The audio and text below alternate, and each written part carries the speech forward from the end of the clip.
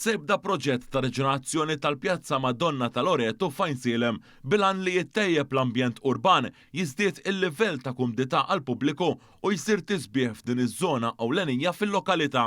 Il-Ministru għal-Għawdex u l-Ippjanar Clint Camilleri qal li x-xogħlijiet se jiġu iffinanzjati mill-Gvern se jibdew bit-tħejjija tas-sit u l-permessi meħtieġa segwiti mit-tneħħija ta' strutturi u skavar, inklużi interventi fis-servizzi taħt l-art. Il-pjazza se tiġi modernizzata, pavimentar ġdid, amara urbana u titjib tad-dawl u l-kamras tas-sigurtà.